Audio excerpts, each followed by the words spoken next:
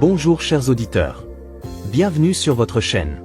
Voici le résumé de la leçon 10 de l'école du sabbat pour le 4e trimestre de l'année 2025.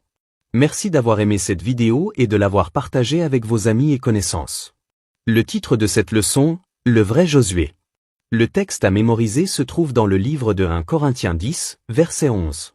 Ces choses leur sont arrivées pour servir d'exemple, et elles ont été écrites pour notre instruction, à nous qui sommes parvenus à la fin des temps. À la fin de cette leçon, vous entendrez le chant lié à ce verset. Chers auditeurs, dans le livre de Josué, on a le sentiment que la vie du personnage principal renvoie à une réalité bien plus grande que l'homme lui-même. Nous voyons ce principe tout au long de la Bible, comme avec le pays de Canaan, symbole de notre espérance éternelle dans une nouvelle terre. Et, bien sûr, le service du sanctuaire terrestre indiquait une réalité plus grande. Mais Christ est venu comme souverain sacrificateur des biens à venir, avec un tabernacle plus grand et plus parfait, qui n'a pas été construit de main d'homme, c'est-à-dire qui n'est pas de cette création. Mais la question se pose, de quelle manière Josué pointe-t-il vers un accomplissement futur? Comment pouvons-nous être sûrs que cette interprétation du livre est légitime? Quels sont les principes bibliques qui régissent l'application du livre de Josué aux réalités du Nouveau Testament et aux événements de la fin des temps? Même si l'humanité est tombée et que la terre a été maudite, Dieu n'a jamais abandonné son plan. La terre promise est devenue un symbole d'espoir, de repos et d'identité restaurée pour son peuple. La leçon nous invite à nous considérer comme les héritiers de ces mêmes promesses. Le message de Zacharie selon lequel nous sommes prisonniers de l'espoir nous rappelle que même lorsque la vie est difficile, la restauration de Dieu est certaine car elle est ancrée dans son caractère. La semaine est axée sur la promesse, l'héritage, la fidélité et le pouvoir de Dieu de restaurer ce que le péché a brisé.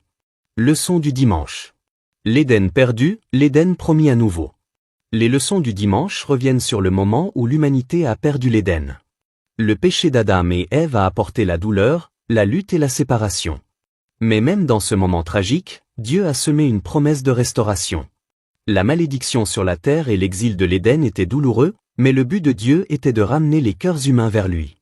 La terre promise devient plus tard un symbole de cette restauration, un écho de l'Éden et un rappel que Dieu désire toujours être proche de son peuple. L'espoir d'un foyer restauré commence ici même, dans la Genèse, où Dieu répond au péché avec justice et miséricorde. Leçon du lundi. La promesse dépend de l'obéissance. La leçon du lundi se concentre sur les instructions données à Israël avant son entrée en Canaan. Dieu voulait qu'il prospère dans ce pays, mais la fidélité était la condition. L'obéissance n'était pas un moyen de gagner son amour, mais la réponse naturelle à sa bonté.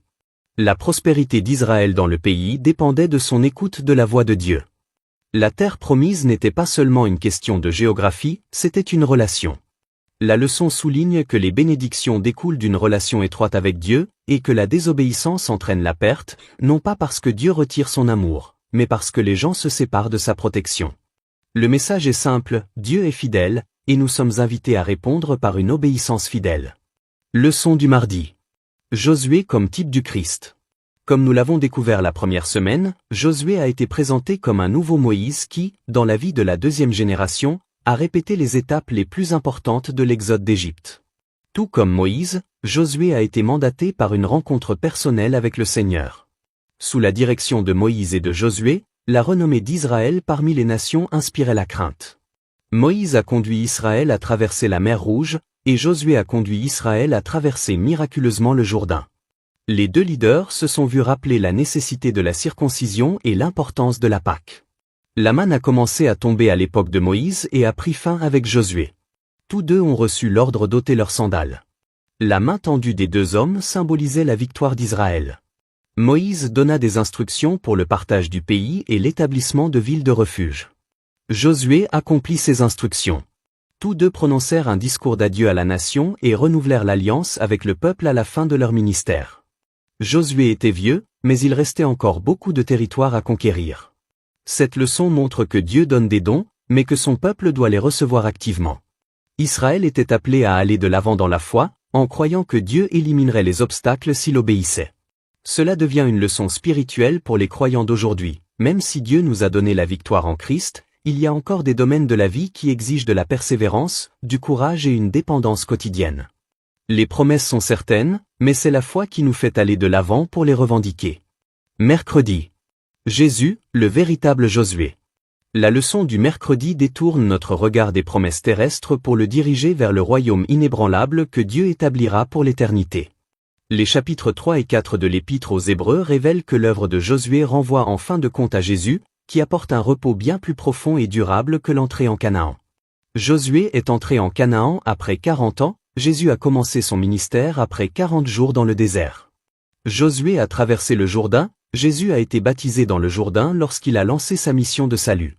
Josué a mené des batailles pour conquérir des territoires terrestres, Jésus a mené des batailles spirituelles pour vaincre le péché et Satan.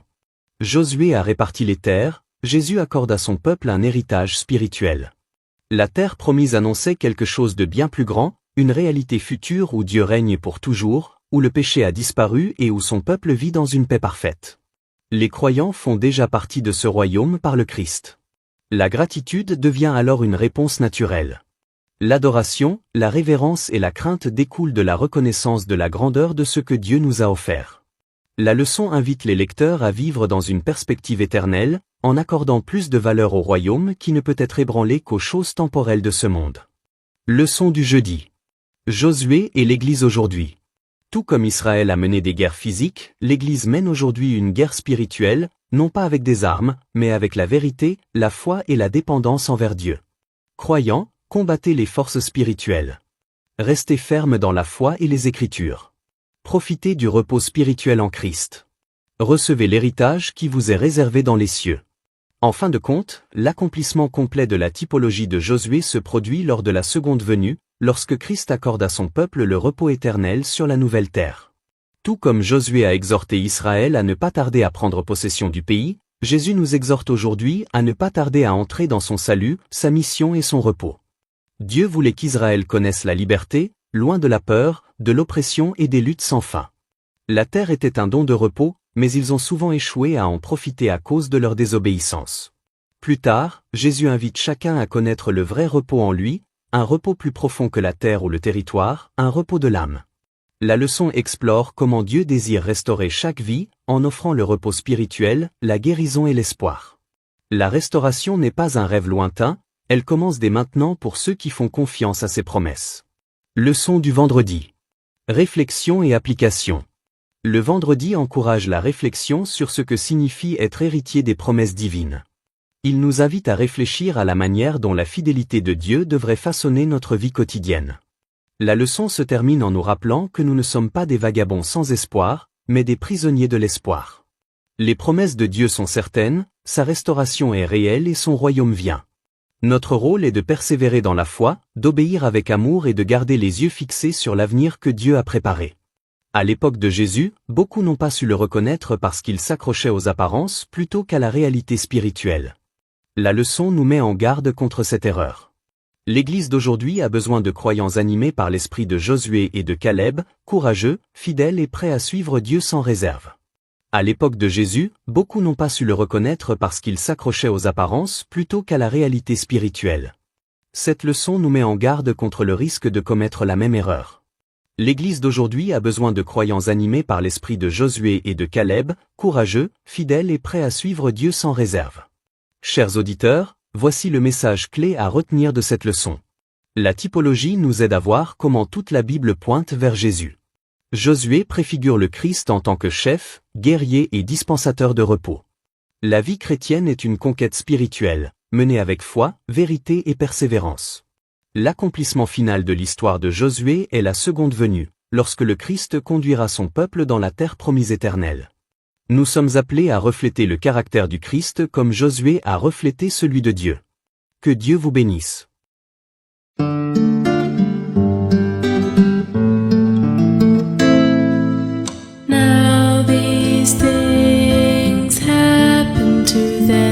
An example, but they were written down for our instruction, on whom the end of the ages has come.